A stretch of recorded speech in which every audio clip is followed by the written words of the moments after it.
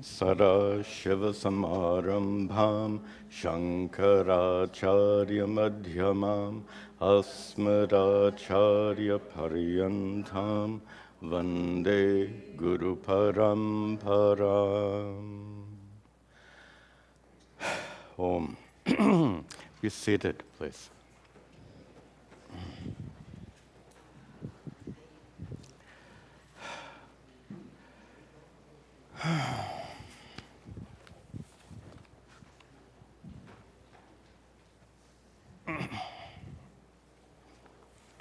Come back one.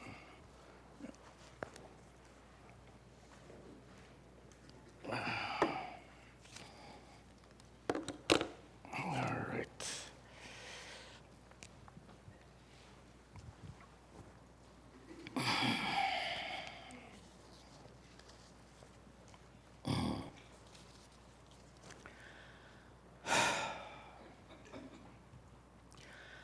Om Sahana Vavatu Sahano Bhunaktu Sahaviryan Karavavahai Tejasvinavadhitamastu ma vidvishavahai.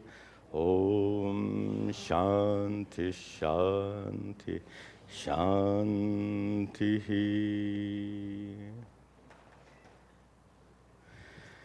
Oh my, good. Welcome back. Welcome also to the students joining us online. We've come finally to the very end of this wonderful Uddhava Gita text. We started more than a year and a half ago. And I'll remind you that we're actually studying an abbreviated version of the Uddhava Gita. It's a little long. It's quite a bit longer than the Bhagavad Gita. So yeah, we've made the decision to choose only those chapters that are particularly relevant for students of Advaita Vedanta. There's much more there, but they're more bhakti-oriented, and you may enjoy those chapters, so you can study that independently. It's available online in several versions, so please feel free to do so. I think we'll just, Sri Krishna ends this in a very nice way. I've got the wrong verse up here, so we'll just plunge in and enjoy these last verses. Apyuddhava tvaya brahma, apyuddhava tvaya brahma, sakhe samavadharitam, sakhe samavadharitam, apite vigato mohaha, apite vigato mohaha, shokascha saumano bhavaha, shokascha saumano bhavaha. Api, in American English we'd say so, Uddhava, O Uddhava, and in the next line, Sakhe, O my dear friend, cousin, O Uddhava, Tvaya, by you, is Brahma, the supreme truth, some avadharitam, well ascertained, completely recognized. Did you get it? is the question. So after all of this teaching, it's gone on for quite a while. It took us a year and a half. It took them however long. It didn't take them a year and a half, but it took some time. It was a fairly lengthy, what did I say? 1,100 verses. Bhagavad Gita is only 700. So this is considerably longer. So with all of this teaching, did you get it, Uddhava? Api, also, te mohaha, your confusion, vigataha, has your confusion been removed? That might sound similar to the question asked by Krishna to Arjuna at the end of the Bhagavad Gita. Same question asked. O Arjuna, has your confusion been removed? Remember, there was a similarity in contexts, if you remember. In the Bhagavad Gita, Arjuna was extremely upset because of the war that was about to take place, in which he'd have to fight against his own family members. So, related to family.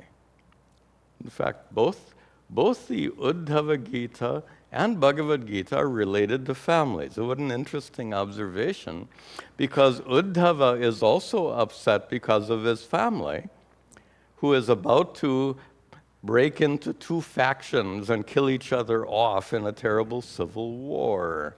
In Dwaraka, you remember long ago we studied this, in Dwaraka, there is the home of the Vrishni clan. The Vrishni clan is about to self-destruct through civil war, and it's the end of the Kali Yuga, and Uddhava knows that this destruction is inevitable, so that's why Sri Krishna gives this teaching to Uddhava, because his family is about to destruct at the end of the Kali Yuga. That's also why I said these are teachings. I'm sorry? I'm sorry? Oh, I said beginning.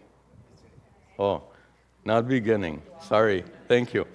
By the way, there's a little brain fog today, so you'll hear me misspeak several more times before the end of the class. That's what happens. With this dizziness, I get this brain fog. Anyway. So, at the end of the Kali Yuga, and that's why these teachings, I said in our very first class, this is Sri Krishna's message for those of us living at the end of the Kali Yuga. And the Kali Yuga has apparently not ended yet. We're still here. End of the Kali Yuga means the end of the cycle of creation also. So we're still here. So the next cycle of creation has not yet started. Also, the Kali Yuga is a time of strife. And we can all easily recognize the strife going on in the world today at every level. It's just an amazing time, difficult time. Anyway, but the point I just made is that both the Bhagavad Gita and the Uddhava Gita are given, the teachings are given in the context of family problems. And the reason for that is, do you have any family problems? Everyone has family problems. So in this way, these teachings become very universal, universally relevant. Anyone who has a family will find a lot of issues dealt with and addressed in both the Bhagavad Gita and Uddhava Gita. So, Krishna asks Uddhava, api te mohaha vigataha, has your delusion been removed, your confusion, also your shokaha, your sadness, which is manobhava, asau manobhava, that which resides in your heart, the sadness in your heart, has it been removed? In the Bhagavad Gita, you remember that Arjuna says, yeah, nashto mohaha, smriti labdhva. He says, yes, my delusion has been removed. I've come back to my senses. Wonderful. We'll see Uddhava's response is very different. Not negative, but different. And wait a few, this is, what do they call it? The hook to keep you listening. But you'll see that Uddhava's response is wonderful, but very different than Krishna's, and than Arjuna's. Okay, let's see.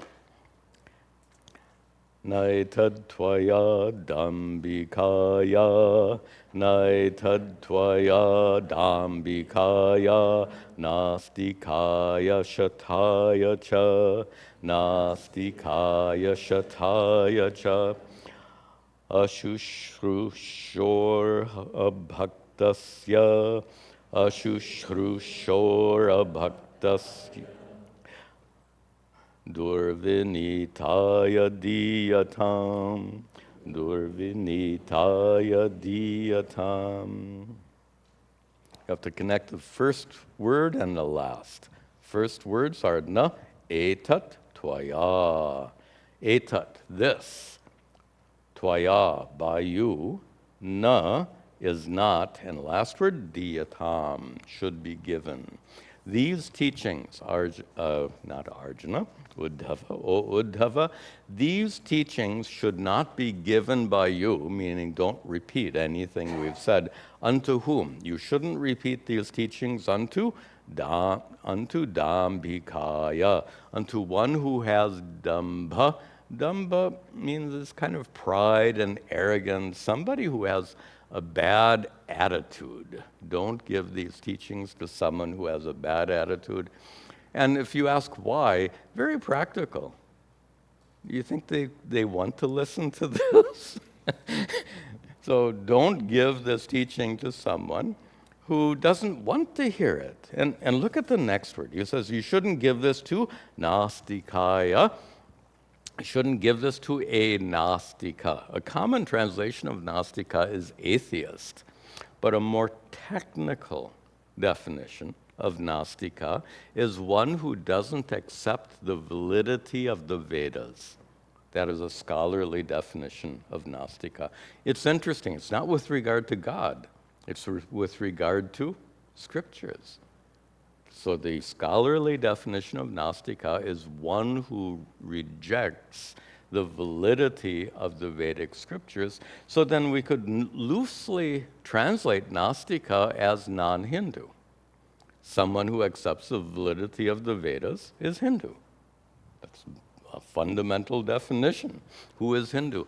The Buddhists are not considered Hindu, even though what they practice and teach is virtually indistinguishable from Hindu teachings, but they don't accept the validity of the Vedas, so they get their own name as Buddhists. But all those who accept the Vedas are considered Hindu. Anyone who doesn't accept the Vedas is not considered Hindu. So therefore, Sri Krishna says, you should not give this teaching to any non-Hindu. And the reason I'm making a point here is how many religions stress proselytization, conversion of others. And here Sri Krishna is saying straight out, don't do that. Don't proselytize. There's no need to proselytize. If someone has another religion and it's working for them, leave them be. If someone has no religion and that's working for them, leave them be. They don't need the help of the Hindu tradition.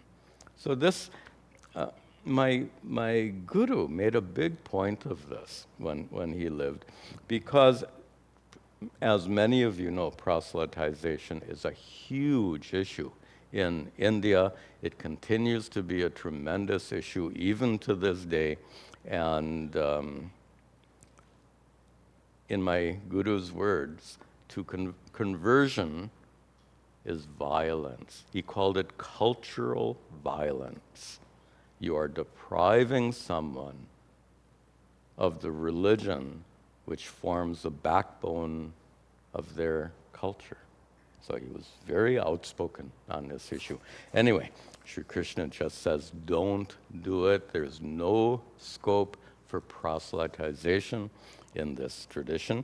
So also don't give this teaching to anyone who is shata, somebody who is someone who is deceptive in a malicious way, someone who wants to sneak in and steal something, somebody who's very devious like that.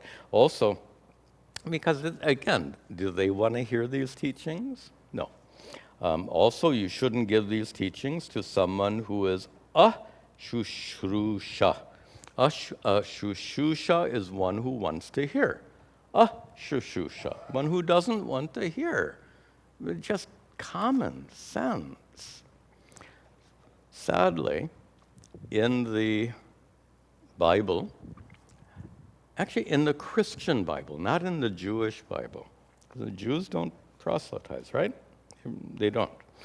Christians do, because in the Christian Bible, which means the New Testament of the Bible, there are certain statements which really encourage proselytization. So the scripture, it says, you should spread the good news, as it's called in the Bible. But here Sri Krishna gives the opposite message. Don't. And nor should you give this teaching to anyone who is abhaktaya, someone who does not have a shred of devotion, and also durvinita, one who is literally not self-controlled, but the implication is if you're not self-controlled, you are then engaged in harmful activities. So unto such people, these teachings should not be given, because it's either not going to help them, or in the case of conversion, in the case of religious conversion, it's harmful. Think about it. This is something unique my guru taught. He says that when you convert a Hindu to a Christian, you deprive them of their whole cultural background. It is a kind of violence, a cultural violence. Okay, let's continue. Yeah. Etardo sharvahinaya, etardo sharvahinaya, brahmanyaya priyaya cha, brahmanyaya priyaya cha, sadhave shuchaye bruyad, sadhave shuchaye bruyad, bhaktisyat shudrayoshatam, bhaktisyat shudrayoshatam, etaihi doshaihi vihina, those who are free from these defects in the prior verse, those who are unlike those mentioned in the prior verse. What should you do for them? In the end of the third line, bruyat, you should teach this unto those who are unlike those we've just considered. Who are those that you should teach? You should share these teachings with brahmanya, those who are, that's okay, saintly, those who are pious, those who are dedicated, those who have a value for these teachings. Priyaya, those who are lovable, literally, those who are pleasant. Don't teach anyone who's, I guess this is maybe to protect the teacher. If you try to teach someone who's really angry and mean and nasty, then the guru can become the victim. Only teach those who are lovable, to teach only those who are good, teach only those who are shuchi, pure, teach only those who are bhakti.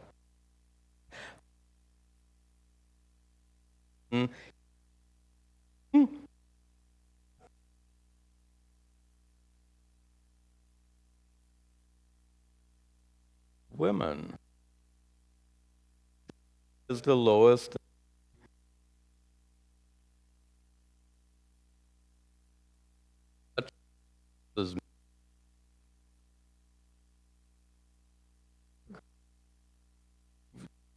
Things asks things meaning typically things Vedic rule. It is rule. It is a Tory. Yes, that rule has been long ago. A few who hang on to threads Well, you, some of you, these Shankara mathas in Chennai, Kanchi, those of mathas in those handful of still is and should are in from studies invited for studying anything else, including Bhagavata Purana. These have always accessible. It is inaccessible fashion. I said largely discarded. Eventually, those few holdouts, they will, maybe not in our lifetimes, actually, because we live in different today. Time. Oh, was there no internet? Interaction with people of different cultures, because we're all geographically separated, widely separated. And times rules like to fit in ancient, in modern times, just a global system to keep a group trying to sense at all. All right. Just about women, quick, I think we've talked about this before. Unfortunate patriarchy inside every culture in the world. India, Vedic culture, Hindu culture, you said, to make an excuse for it, just to understand. Be completely wrong to say Hinduism discriminates against women. Correct to understand. And Hindu culture, like all cultures, patriarchy into it needs to be removed, and completely, in my opinion. Continuing. Aitad vignaya jignasor, aitad vignaya jignasor, atavyamavashishyate, atavyamavashishyate, twapiyushamamritam, twapiyushamamritam, atavyam navashishyate, atavyam navashishyate. Jignasoho, end of the first line. For one who seeks spiritual wisdom, for a seeker of liberation, seeker of enlightenment, for one who seeks that knowledge which liberates, for such a person, etad vignaya, understood what Sri Krishna has taught, Uddhava Gita. Krishna says, second line, Jnatavyam vashishyate. Na avashishyate, remains, Jnatavyam, to be known. Remains. Basically saying that what I've taught you is complete. It is adequate. Nothing has been left out. It's not, to use a modern term, it's not dumbed down in any way. It is a complete teaching, which means these teachings can give you moksha. One expression for moksha is amritatva, immortality. And to understand the second half, we need to understand this connection. Why is the word amritatva, immortality, and moksha, liberation, why are they considered equivalent?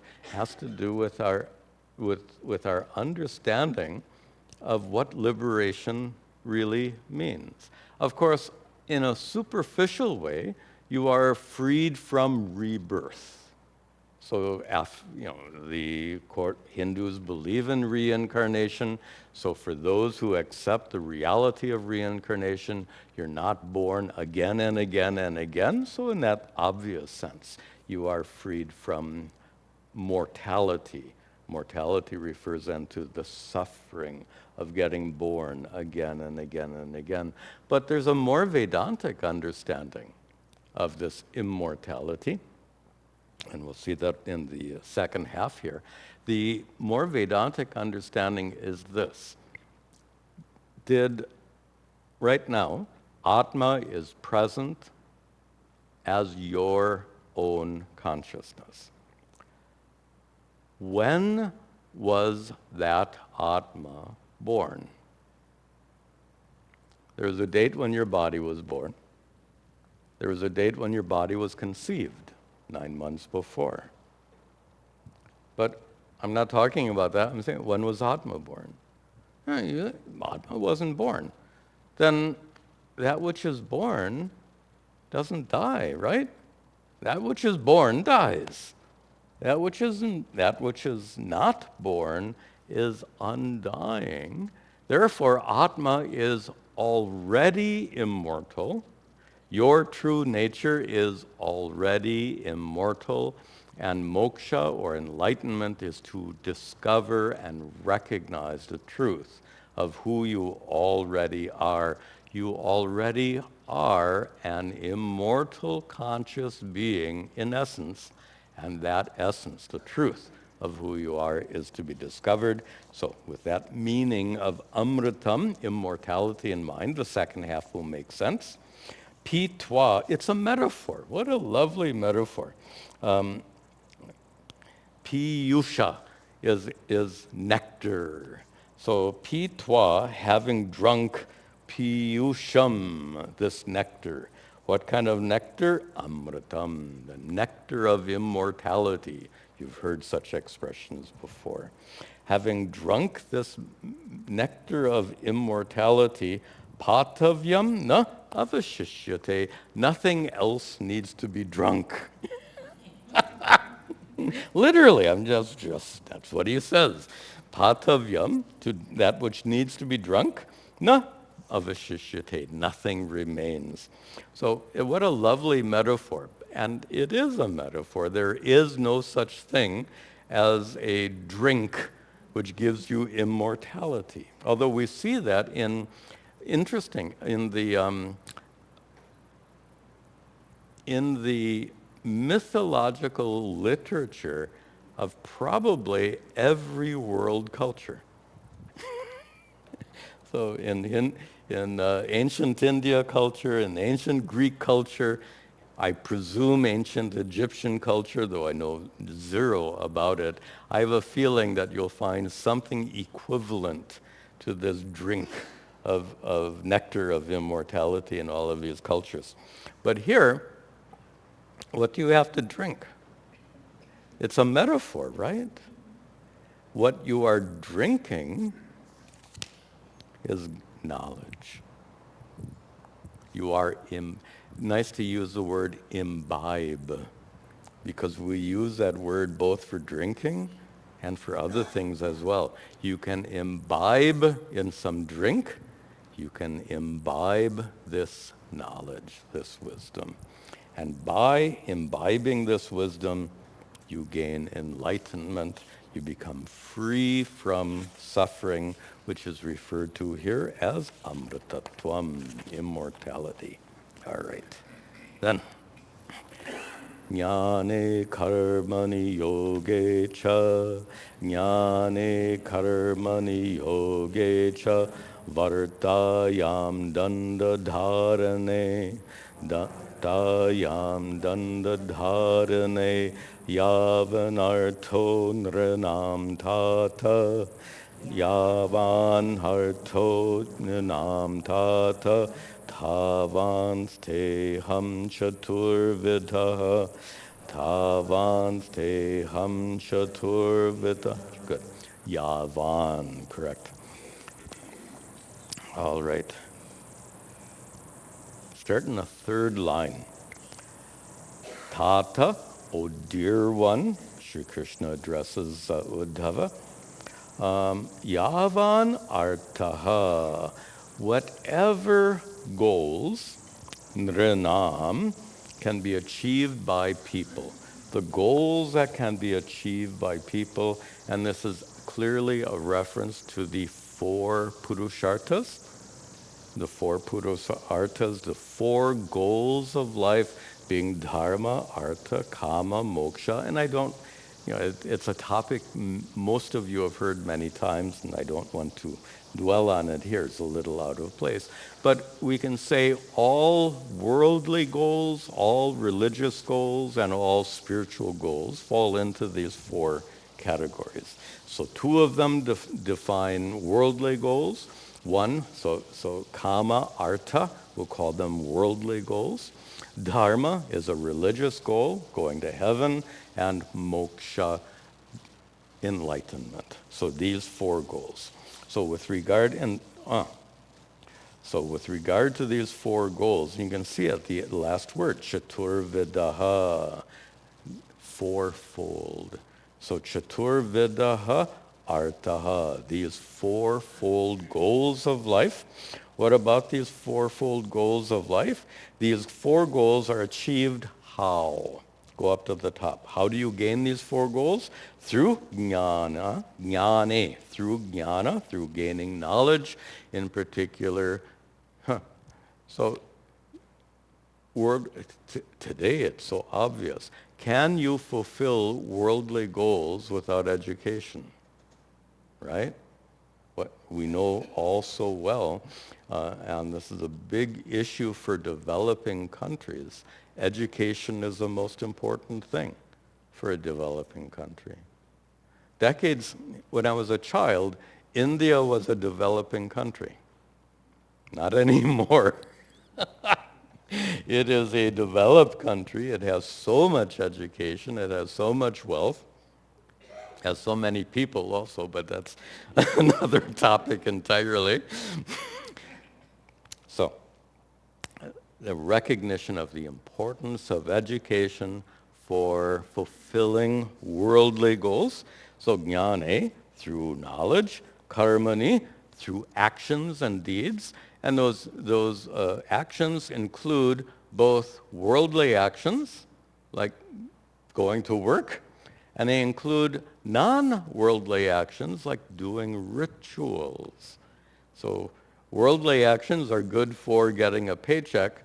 Rituals are good for going to heaven. Both of these are included in those four goals. Yoge cha, yoga. And here in a very specific context, yoga here refers to an ancient system of yoga, in particular Patanjali's system of yoga, which was popular even today. We follow it. But in that system of yoga, by doing certain practices, you can gain siddhis, superpowers, like being able to fly through the air, like being able to make yourself as tiny as an atom. So what do you have to do to get that? A lot of meditation, a lot of spiritual practice. So what else? And all of this is for these four goals of life. He says, vartayam, other worldly activities. In ancient times, farming. Today, commuting an hour to reach your workplace. Commuting an hour to get home. And also, danda dharane. Interesting word for being in charge. Danda dhara is one who wields a stick. That's how they viewed boss.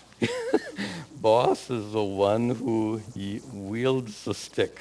Anyway, so it refers to those who are in the ruling class. And here what Sri Krishna is saying, yavan artha, whatever you can gain through all of these various activities, through the activities of gaining an education, through going to work, through doing rituals, towards gaining these special powers, to farming, to commuting, to coming up in politics. He says, whatever you can accomplish by all of these, Sri Krishna says, and all of these goals, Sri Krishna says, tavan, te, for you, tavan, all of them which are chatur vidhaha, belonging to these four categories, these four goals which we talked about. For all of them, Sri Krishna says, te, for you, Uddhava, aham, I am all four of these goals. You attain all the goals of life by seeking me. And this actually refers to a statement made in the Bhagavad Gita, at the very end of the teachings of the Bhagavad Gita, where Sri Krishna says, Mam ekam sharanam. Sri Krishna says, Mam, me. He's Vraja, you should seek Mam, me, because I am the ekam sharanam. I am the one refuge. Now, refuge here, not refuge from bad guys, but refuge from suffering. I am the solution to the problem of suffering. And this brings in the whole teaching of Vedanta, which we're not going to get into. But Sri Krishna says, I am the solution. He says so in the Bhagavad Gita. Here he's saying the same thing. Te, for you, Uddhava, aham. I am the ultimate goal of life. And ultimate goal of life in this sense. If we had to look at, and what are we doing on time? I want to make sure we finish up this text today. We have time. These four goals of life, kama, fulfilling desires, artha, gaining some wealth, which is instrumental for fulfilling your desires, artha, going to heaven after this life is over, and moksha, enlightenment. So these are the chatur purusharthas, the four goals of life.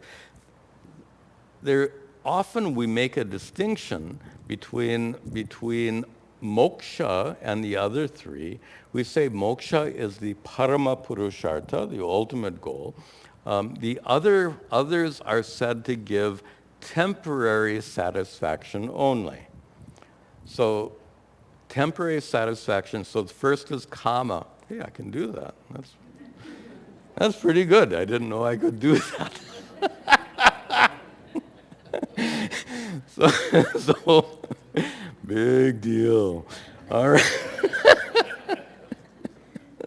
All right. So my point is whatever pleasure, kama is the first, whatever pleasures you fulfill are temporary. Then wealth.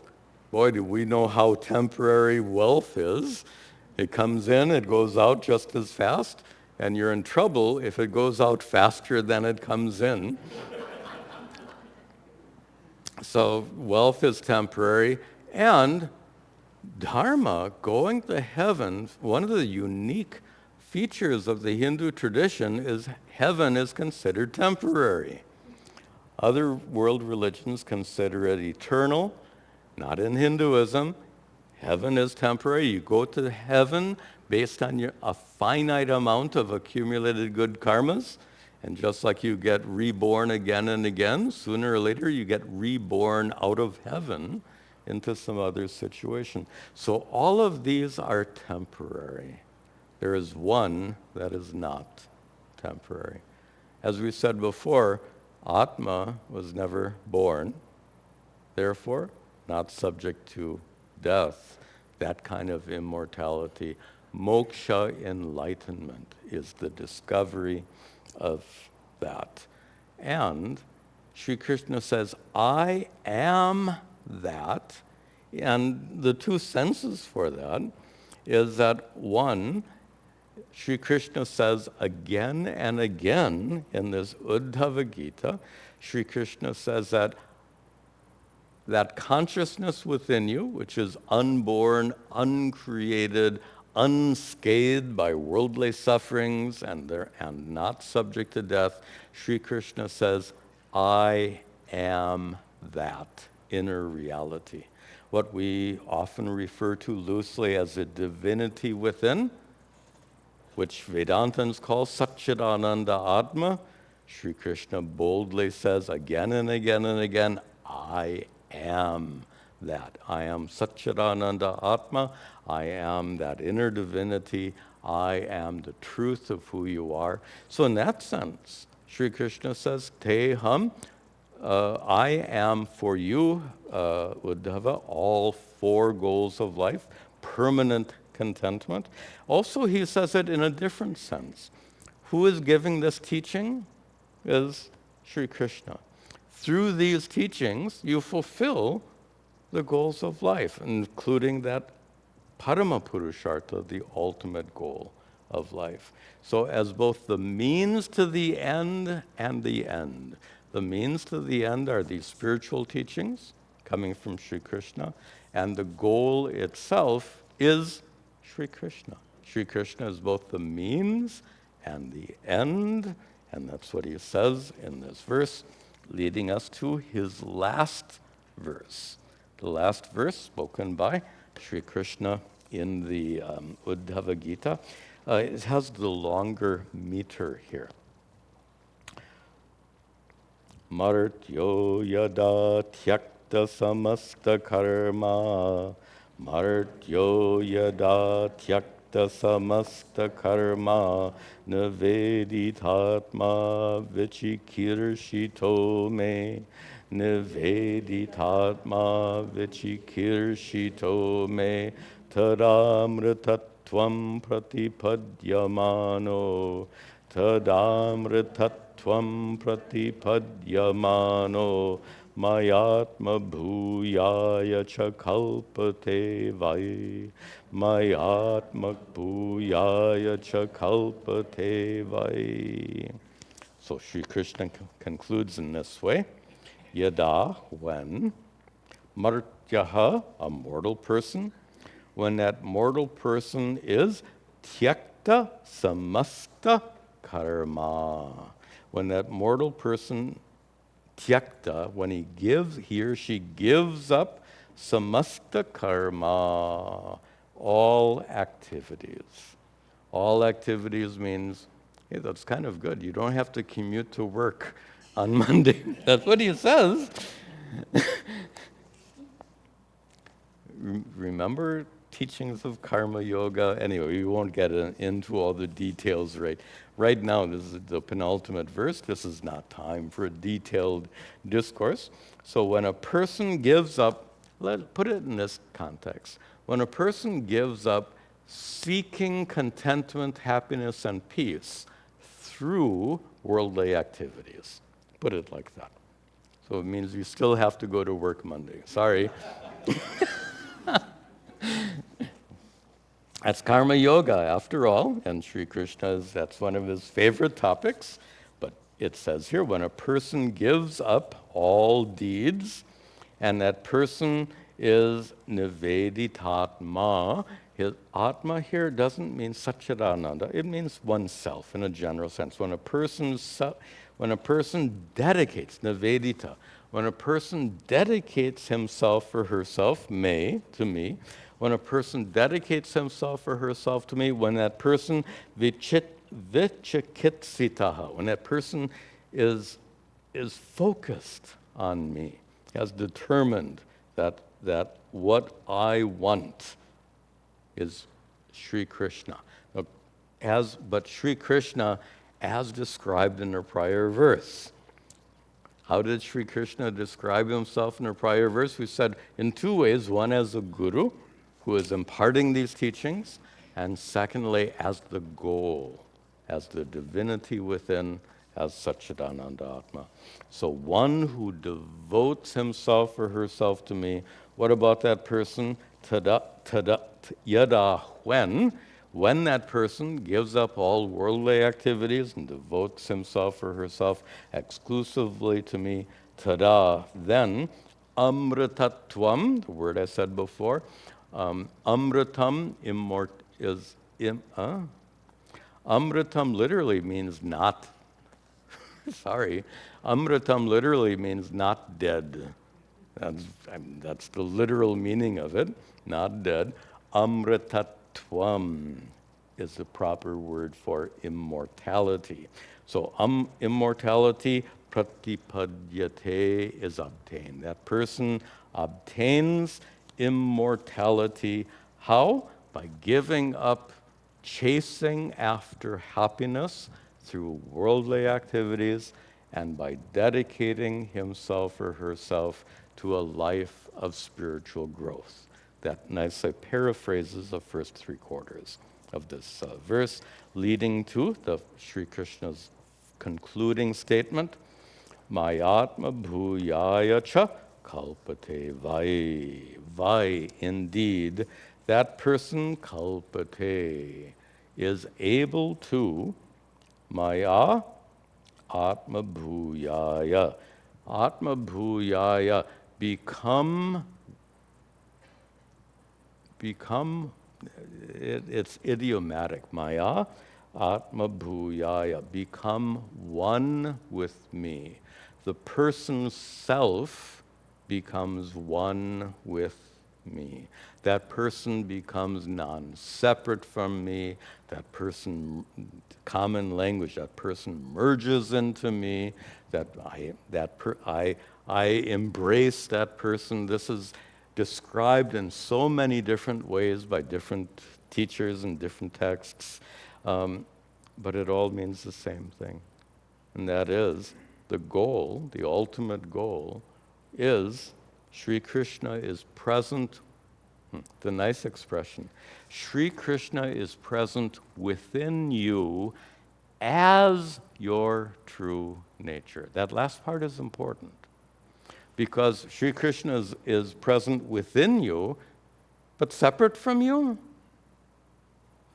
That's not what's being taught here. And there are texts and traditions that seem to imply Sri Krishna, that in fact, the biblical traditions have this problem. They say you have a divine soul. And somehow, if you have a divine soul, doesn't that mean you are the one who has, and the soul is something you have? Isn't that a duality? You have a divine soul. That's not what Sri Krishna is saying here. He's not saying you have an inner divinity. He's saying you are that inner divinity. This is such an important point. You do not have a divine soul. You are a divine conscious being stuck inside one of these things. That's what Sri Krishna is teaching here. You don't have. In fact, when I was a child, this confused me to no end. I was raised in a Roman Catholic church, and they told me that when you die, your divine soul will go to heaven or hell. And even as a child, I had this question, okay, my divine soul goes to heaven and hell, but what happens to me? Even a child can ask that question. So let us not make that mistake. Sri Krishna does not say you have a divine soul. Sri Krishna says you are a divine being, a divine conscious being, and with this body and mind. And with those words, Sri Krishna concludes his discourse to Uddhava.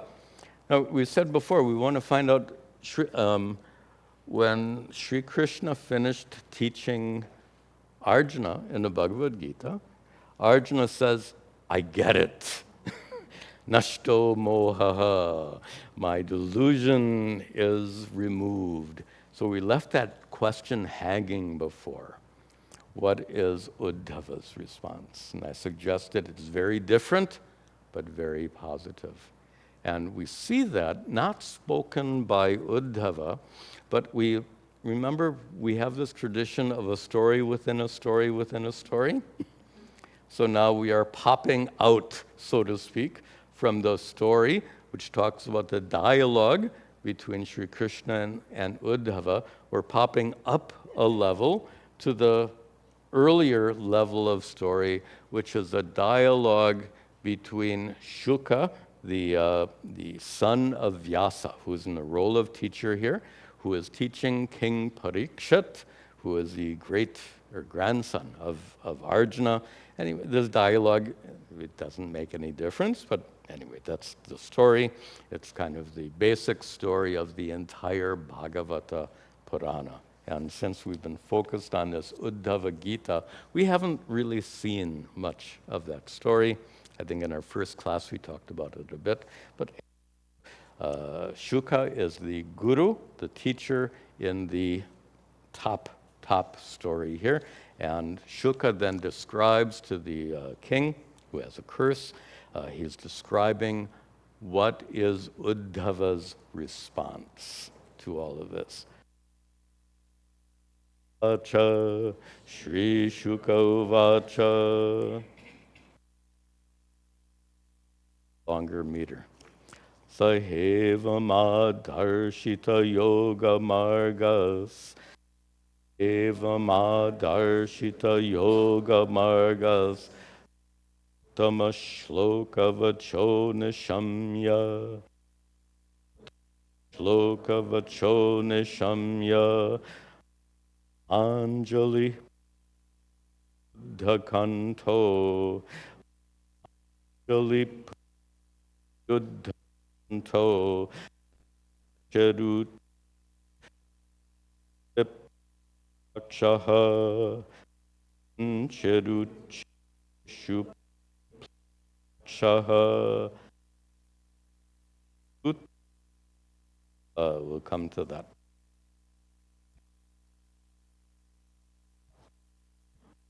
Uddhava was off, there, and it just went back on. Went back off. And I just went back on. World? Hello? Let me just check one thing here. Hello? I need to see this. This is the receiver for the wireless mic. I would like to find it. The problem with intermittent problems is you can only fix them when they're bad. Oh, battery. That's what it is. This battery is gone. Okay. Going?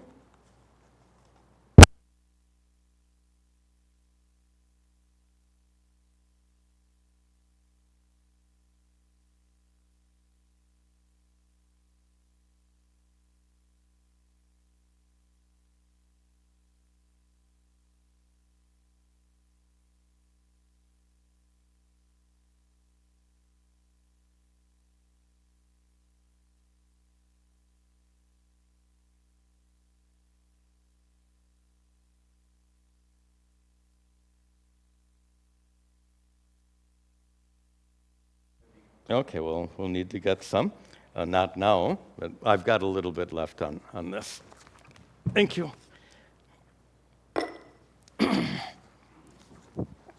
Okay, I think we've got enough juice left to finish this class.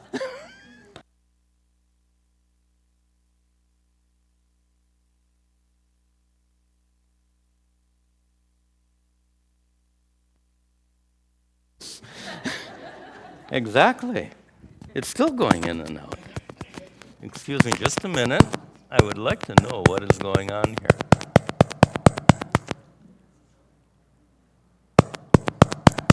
It says battery, but it shows 2 bars. Oh, so battery is 2 bars. It's okay. All right. I have no idea what's going on. We'll see.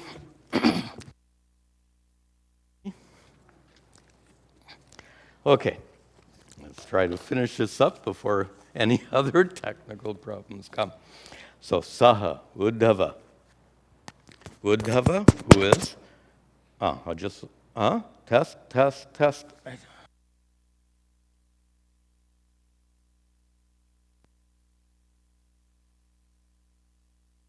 In and out, even now. Test, yeah, test. Now, why? Sorry, I need to see this display right here. I don't know what else to do. Test. All right. How's this? Okay, we have to quickly finish this class before we have more technical problems here. Okay. Evam, thus, Uddhava, who was Adarshita Yoga Margas. Uddhava, who was Adarshita, he was shown. He was presented with what? Yoga Margas, this path of yoga, the spiritual teaching which leads to enlightenment.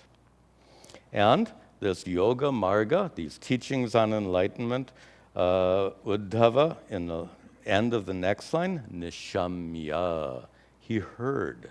He heard these teachings about the path to enlightenment, and these teachings of whom? Uttama Shloka Vachaha. The Vachaha, the words of Uttama Shloka, Sri Krishna, the one who is most praiseworthy. Okay. Still working? Okay. So, after Uddhava heard these teachings from Sri Krishna, which guided him on the path to moksha, finally we come to it, what was Uddhava's response? By the way, if this crashes right now, you're going to be waiting for the answer. How did Uddhava respond? Arjuna said, I get it. He said, Nashto mohaha. What is Uddhava's response? His response is, he is Baddha Anjalihi. I'm demonstrating. Anjali is this mudra. Baddha, his hands are folded together in this gesture. And Uddhava is Priti I'm breaking the words apart. Priti Uparuddha Kantaha. His kanta is Uparuddha. I'm being silly, I'm sorry. That's a little too silly, I think. Anyway, his throat is stuck, Uparuddha, by what? Priti, tears, actually love. His throat is choked with love. You know that feeling when your throat constricts? That feeling.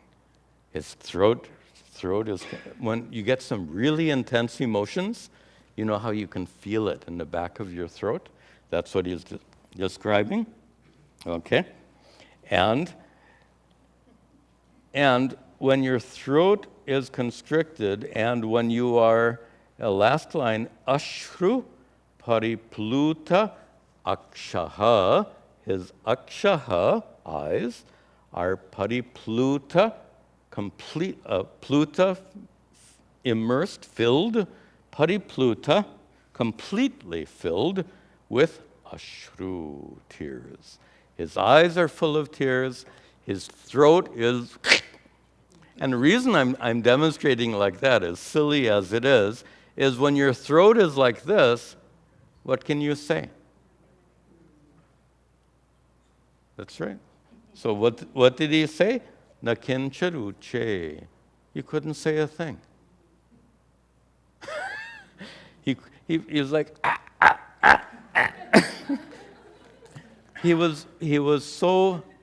I'm being silly, which is in a way inappropriate, because What Uddhava is experiencing here is he is overwhelmed with gratitude for having received such an incredibly profound teaching. He is so overwhelmed, he can't say a thing. So Arjuna was able to say, I got it, nashto mohaha, my confusion was removed. But Uddhava was absolutely overcome by his emotions, and he remained there silently, crying, couldn't speak, his hands folded, he remained silent. And certainly silence, not only is it silence in the context of the story, but silence is certainly a good metaphor for enlightenment. Because when your mind is perfectly silent, do you suffer? You are utterly free from suffering when your mind is perfectly silent. So in this way, silence can be a metaphor for enlightenment. So with that verse, we have concluded our study of the Uddhava Gita. No doubt you'll be wondering what we're going to study next. There's a topic there's a class I've wanted to teach for a long time. Thank you. We've studied the whole Bhagavad Gita through several times. There are certain verses in the Bhagavad Gita which are just extraordinary, and those extraordinary verses can be gathered into certain topics. So what I have planned is to take 5 topics. I'll introduce those 5 topics in our next class. And in each of these 5 topics, there'll be 5 verses. So verses like bhakti, topics like bhakti, karma yoga, nature of Sri Krishna, etc. So we'll break it up. We'll take 5 topics, and we'll go through. I keep looking down here. I'm waiting to see if it cuts out again. Has it cut out? No. Okay. So we'll take these 5 topics and 5 important verses on each of these 5 topics. So that will start then next Saturday. Good. Tomorrow, Sunday, of course, we'll have our Vedanta class, Upadesha Sahasri at 10 o'clock, Satsang Q&A at 11, and we'll conclude with our prayers.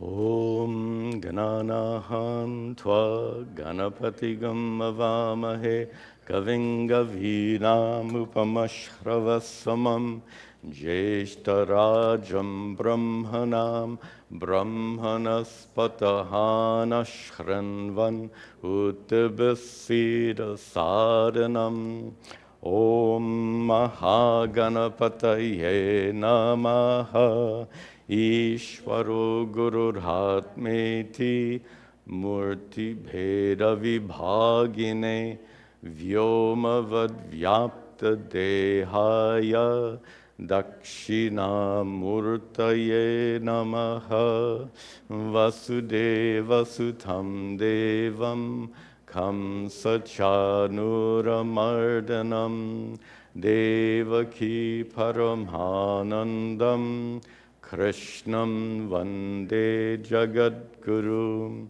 Om Sarve Bhavantu Sukhinaha Sarve Santu Niramayaha Sarve Bhadrani Pashyantu Ma Kaschad Dukkha Bhag Bhavet Asato Ma Sadgamaya Tamaso ma jyotirgamaya mrityorma amritangamaya Om Shanti Shanti Shanti. Om Tat Sat.